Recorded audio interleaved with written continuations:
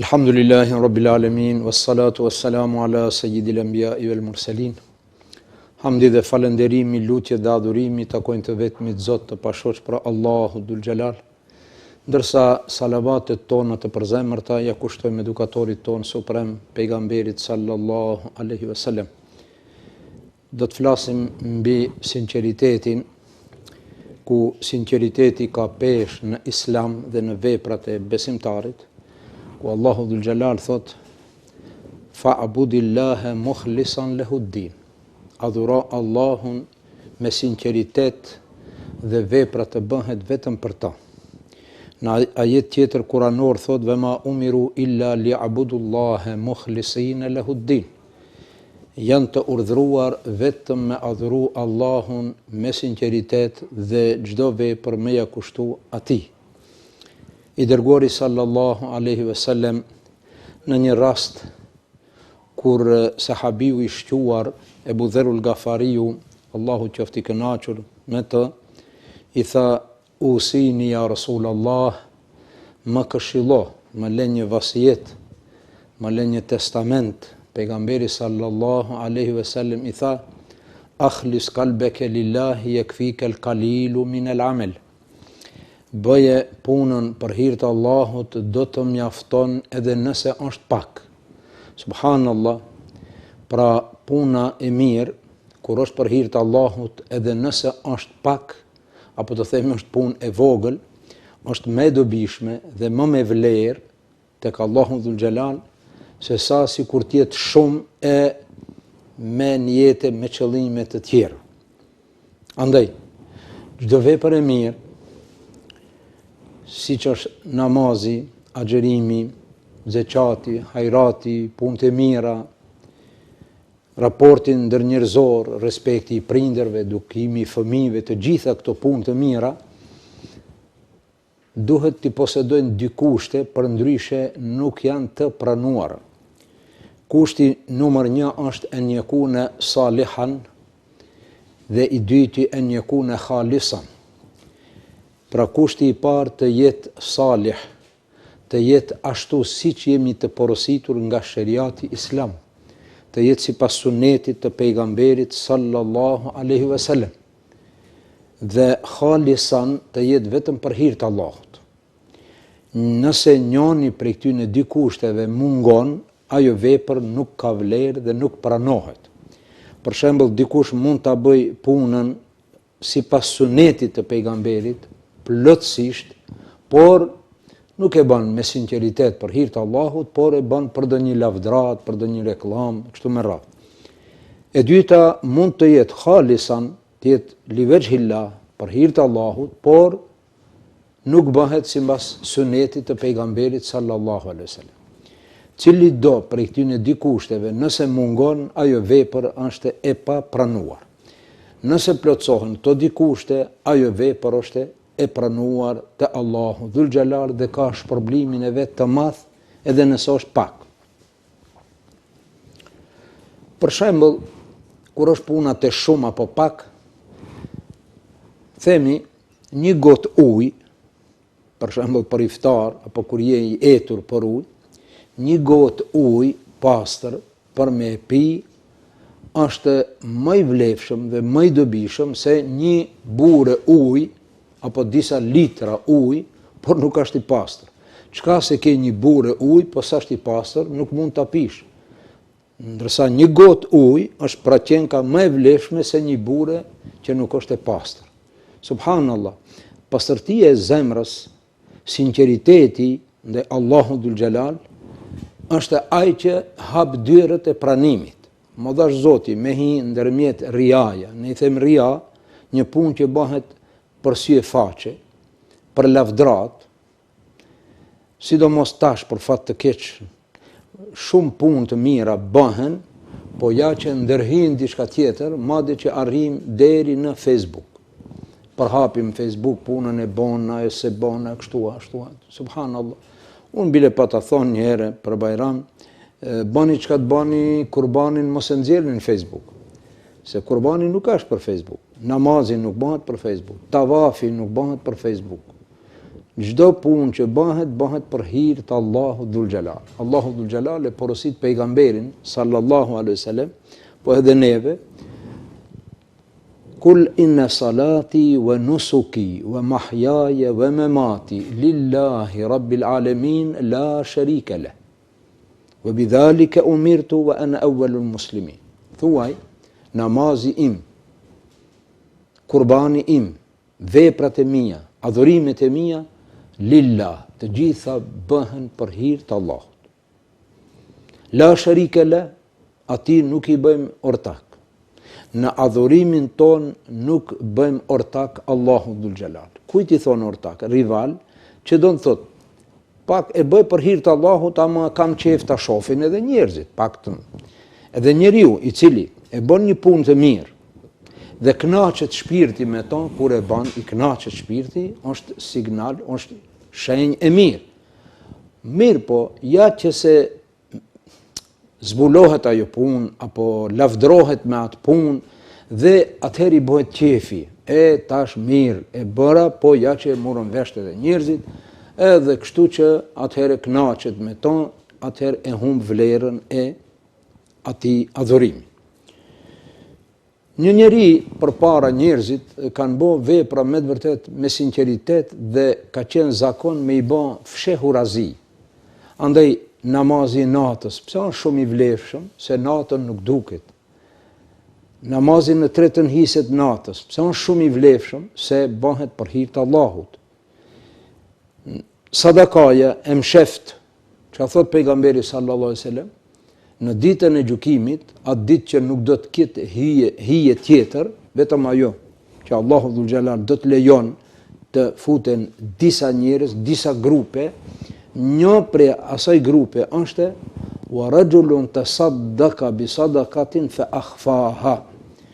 Një njeri, ato njerëz që kanë dhënë sadaka fshehurazi, që kanë fsheh, hatta la ta'lamu shimaluhu ma anfaqa yaminuhu. Në mënyrë alegorike, thot pejgamberi sallallahu alaihi wasallam, që ka bo fshehur, që nuk e din dora e majt se çka ka dhënë e gjafta. Kjo është mënyrë alegorike, që edhe dora e majt e ti nuk e din. Që do në thot, të mos e din as bashkëshortja, të mos e din as evladit, të mos e din as fqinjat. Kërkush, ta bën veç fi sebilillah. Kjo është shumë e dashur të Allahu dhul xhelal. Andaj ka patur njerëz, do t'i përmendim dy raste, në musliman nga të parët, nga tabiinët, kish pas agjëru një ditë po, një ditë jo. Kjo është agjërimi Davudit a.s. Kjo, mos keq kuptohemi, pra jashtë muajit të Ramazanit. Kurse gjatë muajit të Ramazanit, s'ka një po një jo, gjithë Ramazanit. Mirë po, agjërimi nafile, vullnetar, jashtë Ramazanit, ka format e veta, ditët e veta, po një prej atyre është edhe agjërimi që quhet agjërimi Davudit a.s. Një ditë po, një ditë jo. Ky njeri kishte agjëruar. Një ditë po, një ditë jo. Mirë po, ka qenë bujk njeriu, ka shku në fush, në punë, për çdo ditë e ka marrë ushqimin me vete. Po a ditë që ka agjëru, pse e ka marrë? A ditë që ka agjëru, e ka marrë ushqimin me vete dhe ka bo dimirësi. Njona, ushqimin ja ka ndajt fukarave, vetë ka agjëru. Ka marrë ushqim që të mos e din as familja se ki agjëron. Subhanallah. As familja, bashortja, fëmijët, as mos ta din se ki agjëron. E merr ushqimin, normal, kur e merr ushqimin me vete, dihet se njeriu do ushqehet, mirë po ki nuk është ushqier, por e ka ndajt ushqimin fukarave sadaka, që të mos e din askush se ki po jep sadaka, dhe ka agjëru që të mos e din askush se ki agjëron. Një tjetër kish pas ndajtur buk, atëherë ka qenë fukara, njerëzit kanë pas nevojë, në Medinë ka ndodhur, dhe ki ka ndajt buk natën. E ka mbush një thes me buk, edhe ka shku në përshpi të fukarave, fshehurazi, në mënyrë sekrete, jo kalon të dera bukën. Dhe një ditë për ditëve ndalet buka, dhe ata të cilët kanë pranu buk, nuk e kanë ditë se nga kush, Dhe ka dalë njoni, ka thonë, more, më ka paspru njoni buk natën, po që një 2-3 ditë s'po ka mo. Ai qetri thotë edhe mu që ashtu, edhe ai qetri, dhe kure logaritën se kur u ndal buka, qatë ditë kishe ndru jetë ai njeriu. Ai cili kishte nda buk, kur u ndal buka, u mor vesht, pasi ka ndru jetë, u mor vesht se ai është ai që ka nda buk fukarave, sadaka. Dhe kur e kanë lërë gjenazën, ai larësi i gjenazës ka dëshmu se këto kipat e krahit i kish pas pak të nxime nga thesi bukës që ka bajt për çdo natë. Subhanallah, që do në thot, puna e mirë e ti është kuptu, është zbulu pas vdekjes. Pra ka njerëz të cilët e bëjnë punën për hir të Allahut dhe nuk duan të dihet se ai e bën. Dhe arrin një grad që ne i quajmë ato eulia. Eulia, njëri i dashur i Allahut dhul xhelal. Në një grad që është ja vlen muslimanët edhe inshallah shumë musliman ka eulia Allah. Eulia Allah, të dashurit e Allahut, la khaufun alehim wala hum yahzanun, ata nuk do të frigohen, as do të trishtohen, as do të dëshpërohen në ditën e gjykimit. Kush janë ata? Euliat. Po si janë euliat? Euliat janë ata njerëz të cilët atë që thot Allahu dhul xhelal bëje, ata e bëjnë, edhe asnjëherë nuk mungojnë. Atë që thot Allahu dhul xhelal largohu, ato largohen. Pra kështu një njeri arrin gradën e auliallëkut, elhamdulillah, subhanallah. Auliallëku nuk është si pejgamberllëku. Pejgamber nuk mund të bëhet njeriu sa do që të bëjë çka të don, nuk mund, nuk arrihet. Ajo është dhunti e Allahu dhul xhelal, e sidomos me vullën e pejgamberëve, me ardhjen e Muhammed Mustafa sallallahu alaihi wasallam, është mbyll ajo derë, edhe pse ka njerëz që paraqiten rrenshëm me këtu me radhë. Por auliallëku është derë hapur, edhe inshallah ka shumë njerëz të mirë. Ja ne flasim për një që na dëshmon Ibn Mubarak radiallahu anhu, një dietar i shtuar, thot isha në Mekë dhe ishte shumë thatë dhe dulën të gjithë mekjasit për të bërë dua për shi. Salatul istisqa, me fal namaz, me bo lutje për shi. Mirë po ja që nuk reagoj koha, nuk pati as mjegull, as qera shi. Pasi u largun njerëzit, afër meje ishte një njeri, dukeshte se ishte fukara, zezak. Dhe ai ngriti duarët dhe tha, o Zot, na beko me shi, na dhuro shi tash. O Zot, tash na ço shi. 3 herë përsëriti. Edhe u largu, edhe Ibn Mubarak u largu dhe fillon të duken mjegullat dhe filloi të bjen shi. Dhe Ibn Mubarak radiallahu anhu, një dietar i shquar në historinë islame, u mahnit me to. I shkoi mbrapa, e pase duaja ati që u drejtua Allahu dhul xhelal u pranua. Dhe i shkoi mbrapa, ai hyni në një shtëpi dhe ai e mor shenjën shtëpia ku është dhe nesër i mori disa të holla, e pas ai kishte qenë rob. Dhe në atë shtëpi që hyni ai, e dinte se ka njeriu zotni që ka rob. Në atë kohë ka pas rob, normal. Islami gjithmonë e ka luftu robrin dhe ka si hariqu dhe në shumë punë ka kushtëzu që nëse e bën një gabim, për shembull duhet me liru një rob. Kjo është Islami që e favorizon dhe ka favorizu dhe kështu që lirimi i robëve në Islam ka qenë punë e madhe. Mirë po atëherë njeriu në fjalë kishte patur disa rob. Tha ko marr me ble një rob. Tha cilin? Tha du t'i shoh cilin ta zgjedhi. Kishte pas disa rob. Dhe e futi mrenda, i pa, jo tha, qetra ke, është një i pamundshëm, tha një, atje tha, pak i smund. Tha mund ta shoh. Po, kur e pa, çaj ishte që bëni dua dhe Zoti ja pranon. Subhanallah. E bleu Abdullah ibn Mubarak, e bleu qatë robin, edhe duke shku rrugës, e ka qenë zakon, e ka ble dhe e qonë të shtëpia. Duke shku rrugës, tha, zotri, pse mu, tha, më ke ble, unë jam i pamundur, tha, s'kam fuqi, s'ke dobi prej mua. Tha, po, tha, unë e shoh, tha, po ti prej momentit je i lirë. E liron, me liru një rob ishte punë e madhe, sadaka e madhe. Tha, je i lirë, tha, pse? Tha, atë që bën e djetë te, tha, ai nuk e dite se Abdullah ibn Mubarak e ka kuptu. Tha atë që bëre ti djetha që Allahu dhul xhelal na bekoi me shi, tha ishte duaja yte. O, tha e paske kuptua, do të thotë u pas kam zbulua, edhe ra njeriu i vdekur. Subhanallah. Do të thotë që puna është bën me sinqeritet për hir të Allahut dhul xhelal. Ne kur jemi këtu pra të sinqeriteti, duhet të kemi kujdes se tham në të kundërtën e sinqeritetit është riaja. Çka është riaja? Puna që bëhet për sy e faqe. Puna që bëhet për lavdërat. Puna që nuk është për hir të Allahut. Andaj, ja thon vetes edhe gjithë dashamirëve që të kemi kujdes kur të bëjmë punë të mira, mos të na ndërhyjë ndonjë qëllim tjetër. Të mos themi a thuhet din njerëzit edhe të mundohet ta tregoj atë. I thanë ja Rasulullah, po ka disa punë që bëhen dhe duken. Tha, qëllimi është te niyeti, ai për çka e bën.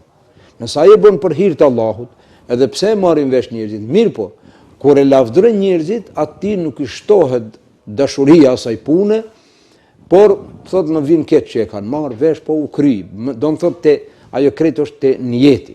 Andaj tregohet në historinë islame një mbret kishte ndërtuar një xhami. Vetë ka ndërtuar mbreti xhamin, siç ndërtojnë shumë njerëz të pasur, elhamdulillah. E ndërton xhamin, por porosi që te dera, te hyrja të shkruhet emri. Ja shkruajnë emrin.